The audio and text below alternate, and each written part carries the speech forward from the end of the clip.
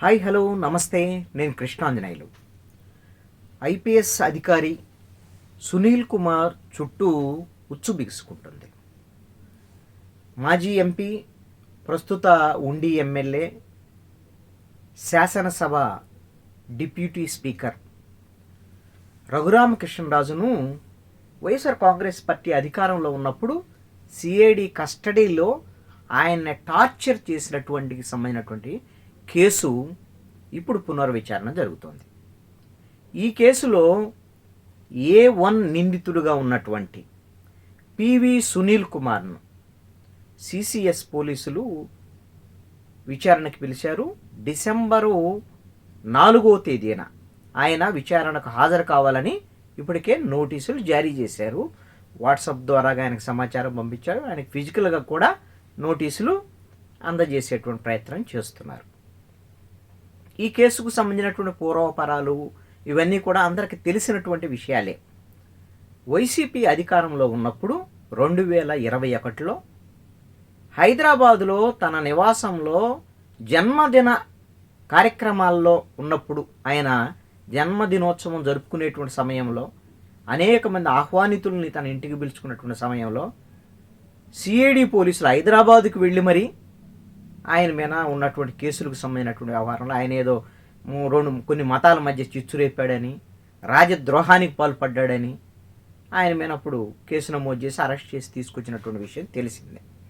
గుంటూరులో ఉన్నటువంటి సిఐడి కార్యాలయంలో ఆయన్ని రాత్రిపూట విచారించేటువంటి పేరుతో ఆయన అరికాళ్ల మీద తీవ్రమైనటువంటి నొప్పులు వచ్చేటువంటి విధంగా కొట్టారు అనేటువంటిది, ఆ కస్టోడియల్ టార్చర్కి తాను గురయ్యాను అనేటువంటి దాని మీద ఆయన ఆ తర్వాత కోర్టులో చెప్పటం, ఆ విషయం మీద జీజీహెచ్ పోలీసులు ఆయన మీద ఏం టార్చర్ జరగలేదని రిపోర్ట్ ఇవ్వటం, ఆ తర్వాత ఆయన కోర్టును ఆశ్రయించిన నేపథ్యంలో మిలిటరీ హాస్పిటల్కి కోర్టు సిఫారు చేసిన నేపథ్యంలో మిలిటరీ హాస్పిటల్ ఆయన మీద టార్చర్ జరిగినటువంటి మాట వాస్తవమేనని నిర్ధారించినటువంటి విషయం కూడా తెలిసింది. ఆ తర్వాత ఆ కేసులో ఆయనకి బెయిల్ వచ్చింది. సుప్రీంకోర్టు ఆదేశాల మేరకు ఇక్కడ బెయిల్ తీసుకున్న తర్వాత ఆయన ఢిల్లీకి వెళ్ళిపోయారు. ఇప్పుడు ఆ కేసుకు సంబంధించినటువంటి వైసీపీ ప్రభుత్వం ఉన్నప్పుడు ఇక న్యాయ పోరాటం చేస్తూ వచ్చారు తప్ప రఘురామకృష్ణరాజు ఏం చేయలేకపోయారు. కూటమి అధికారంలోకి వచ్చిన తర్వాత తెలుగుదేశం పార్టీలో చేరిన ఆయన ఉండి ఎమ్మెల్యే అయ్యాడు. ఆ తర్వాత డిప్యూటీ స్పీకర్ కూడా అయ్యారు. ఈ నేపథ్యంలో ఆయన ప్రభుత్వానికి విజ్ఞప్తి చేయటం, నా కేసుకు సంబంధించినటువంటి విషయంలో న్యాయం చేయండి అనేటువంటి విధంగా వెళ్ళి గుంటూరు నగరంపాలెం పోలీస్ స్టేషన్లో ఫిర్యాదు చేశారు. ఆ కేసు నమోదైంది. దాని మీద ఒంగోలు ఎస్పీగా ఉన్నటువంటి గంగాధరు ఆయన విచారణ ఇవన్నీ కూడా ప్రారంభించడం జరిగింది. A1గా సునీల్ కుమార్, అదేవిధంగా A2గా అప్పుడు ఇంటెలిజెన్స్ చీఫ్గా ఉన్నటువంటి పిఎస్ఆర్ ఆంజనేయులు, A3గా మాజీ ముఖ్యమంత్రి వైఎస్ జగన్మోహన్ రెడ్డి. అంటే జగన్మోహన్ రెడ్డి మీద ఈ ప్రభుత్వం వచ్చిన తర్వాత ఇది మొట్టమొదటి కేసు.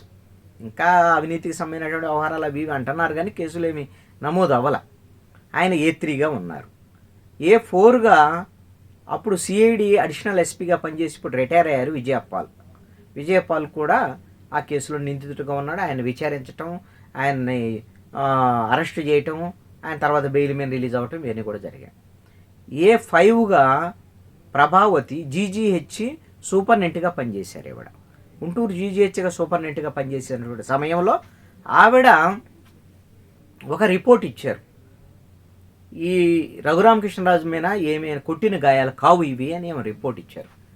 ఇది అప్పుడు ఉన్నటువంటి ప్రభుత్వ ఒత్తిడి మేరకు ఇచ్చారా ఏంటి అనేదాన్ని ఇప్పుడు కేసులో ఆవిడను కూడా నిందితులుగా చేర్చినటువంటి పరిస్థితి ఉంది.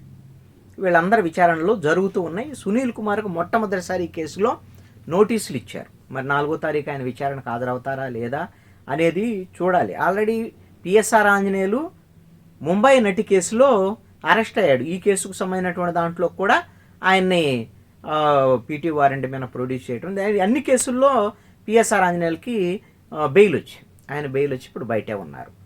ఈ కేసులో అరెస్ట్ అయినటువంటి వాళ్ళు ఇద్దరు పిఎస్ఆర్ ఆంజనేయులు, విజయపాల్, వాళ్ళిద్దరికి బెయిల్ వచ్చింది.